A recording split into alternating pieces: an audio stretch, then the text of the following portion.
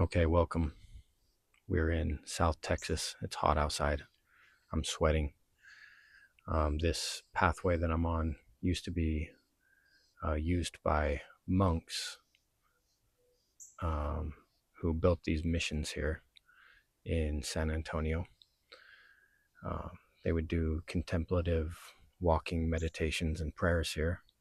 So I felt like this was an appropriate place to come and finish my little symbolic pilgrimage walking the Hexatetraglyph.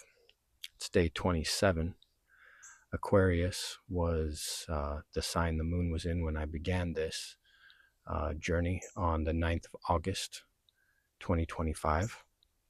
And today, the moon is back in Aquarius. So it's done a full cycle. We worked with all 78 tarot cards. We had a chance to work with all 12 signs, although that didn't happen, and work with all 7 of the classic planets. So it's been a very transformative journey up till now. And at this point, we get to read from the Oracle of the I Ching. Hexagram 15, Tian, humility. The hexagram is made from 2 trigrams. Our lower trigram is mountain. Hopefully you can see that. The upper, earth.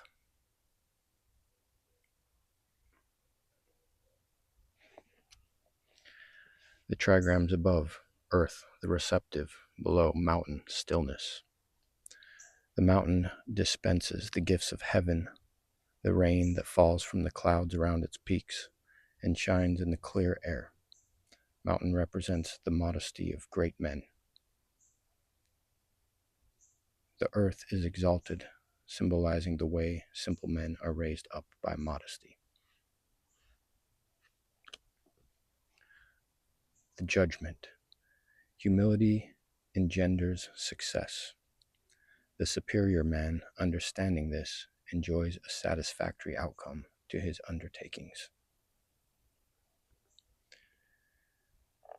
Humility symbolizes progress and success, because it is heaven's way to send down its good influences and shed radiance, and it's earth's way to send its influences upwards. So it is also heaven's way to reduce the overfull and augment the modest, as it is earth's way to throw down the full and raise up the humble. The demons and gods abominate the overfull and bless the modest, as it is the way of men to hate the full and love the humble. Modesty in high position shines still more brilliantly. There is nothing higher. As the mountain is hidden by the earth, so the wise man hides his abilities and wealth with proper humility. My wife told me to bring a rag or a bandana so I could wipe the sweat off. Of course, I forgot. The image. Within the earth, there is a mountain, the image of humility. The superior man reduces that which is too much and increases that which is too little, setting one in the scale to balance the other.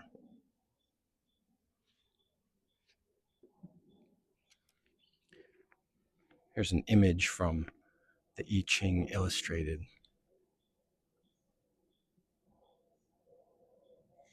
I'm going to read from a couple more texts here.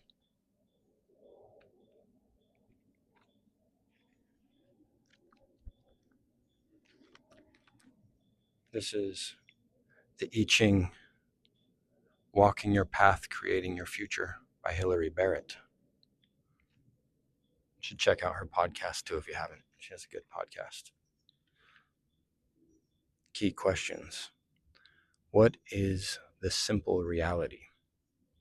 How might you return to a state of balance? What if it didn't all depend on you? Oracle. Integrity creates success. A noble one completes it. To experience integrity is like coming face to face with your real self. Plain, simple, and unadorned. To have integrity is to be whole, at one with yourself and with reality. It means being honest about your own capabilities, holding yourself in creative balance with your world and not exaggerating the importance of your role. These qualities enable the Noble One to bring whatever work presents itself to completion. Since she is not overly full of herself, she has space for the real world. She isn't hampered by an excess or by a lack of confidence. She isn't caught up in a personal story and doesn't identify her work with her worth. She is free to do what needs to be done and move on. Image.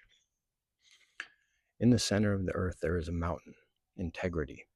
A Noble One reduces what is too much and increases what is diminished, weighing things up to even out their distribution. You might never realize that it contains the height and solidity of a mountain at its center. A Noble One is inwardly as self-sufficient as a mountain and as firm as bedrock.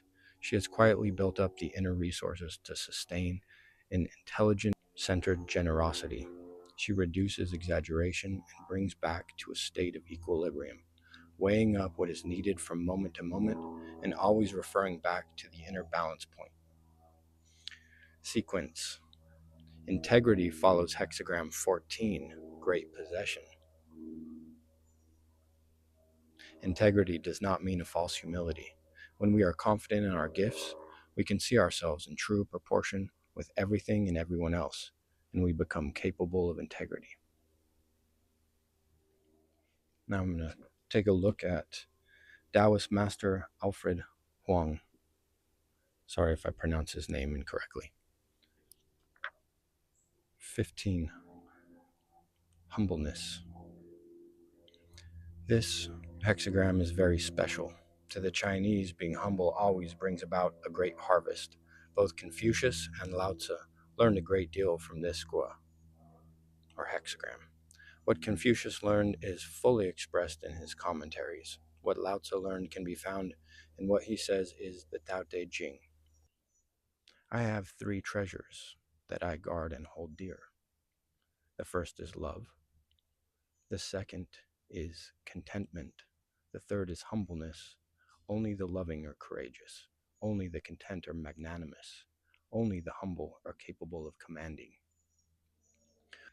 From seeking harmony 13 through great harvest 14, going on to humbleness 15, these treasures are fully expounded. By living with these treasures, the outcomes will be delight 16. So there's a nice series of hexagrams right here in this part of the I Ching. This Qian, meaning humbleness, is entirely distinct from the Qian of first Gua, initiating. They are two different characters. The Chinese often link the word humble with amiable and courteous. Qian He is to be humble and amiable. Qian Gong is to be humble and courteous. Both Wilhelm and Blofeld translate the name of this hexagram as modesty. On the right side of the ideograph, there are two bundles of wheat standing side by side, and a hand with three open fingers in the middle of the two bundles. This picture symbolizes the act of equally dividing something. As Confucius says in the commentary of the symbol, the superior person decreases what is excessive and increases what is scarce. He weighs things and makes them balance. This is the true meaning of humbleness. When the two parts of the ideograph are combined, they indicate that the act of weighing things and making them balance should be expressed and manifested in one's daily life. The sequence. After a great harvest, one should not be filled with satisfaction and become proud. Thus, after great harvest, humbleness follows. The structure of the Gua is earth above, mountain below. Normally, mountains are high and the earth is low. What makes a mountain is it's standing high above the earth. In this Gua, the mountain stands underneath the earth. This image represents a state of becoming humble. The inner Gua, mountain, has the attribute of standing still. The other, earth, has the quality of gentleness. If one is able to restrain one's ego and be gentle to others, then one will possess the quality of humility. To the ancient Chinese, being humble is one of the highest virtues. It takes a long time to cultivate. Thus, the decision says that humbleness leads to prosperity and success. A superior person carries this virtue to the end. Decision. Humbleness, prosperous and smooth. For a superior person, there is an end. Commentary on the decision. Humbleness, prosperous and smooth. It is to the Tao of heaven to send its energy down, shining upon all beings. It is the Tao of earth to send its energy up, linking with heaven. It is the Tao of heaven to decrease the full and increase the humble. It is the Tao of earth to alternate the full and make the full humble. It is the Tao of spirit. It is the Tao of spirit beings to harm the full and bless the humble. It is the Tao of humans to dislike the full and love the humble. The humble is honored to radiate its brilliance. When the humble is in a lower position, he does not lose his principle. Thus, the superior person is able to carry his principle through to the end. Commentary on the symbol.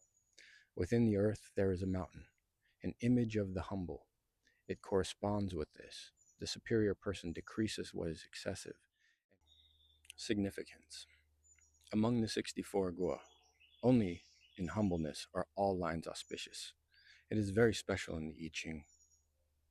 One can see how much value was placed on the quality of humility by the ancients. To them, humbling oneself did not mean to act negatively by holding oneself back. Instead, one should act positively by doing something with other people cooperatively and harmoniously. The key is to respect people and treat them equally. Only in this way can true peace and harmony be established in a community. The host of this Gua is unusual. It is at neither the 5th nor the 6th place, but at the 3rd. The 3rd place is at the top of the lower Gua. Normally, this is not a favorable place. In this trigram, it is the only solid line. In the mountain trigram, it's the only solid line. In the hexagram, it's the only solid line. It symbolizes a humble sage, standing with all yin elements around him. It is firm and strong, energetic and powerful, but humbly stays in the lower position. It is the true spirit of being humble. Humility is not an innate virtue. It must be cultivated over a long period of time. If a leader is able to be truly humble, then people will accept and follow him. This is the core spirit of the Gua. This hexagram is an extension of the preceding one, seeking harmony, which is the key to great harvest. This hexagram tells us that after a great harvest, King Wen's brilliance and radiance appeared. He sensed that in this situation, extreme humility was necessary. A superior person should carry this virtue to the end. Otherwise, the tyrant of Shang would keep a wary eye on him. The Duke of Zhou recounted how King Wen exalted in and toiled at being humble. With this attitude, he was able to overcome all difficulties, as if walking through great rivers, even while he was not as wealthy as the tyrant of Shang. King Wen still obtained love and esteem from his neighborhood clans. Even in the act of subjugating, nothing was unfavorable, yet King Wen was still cautious and was not in a hurry to take action against the tyrant.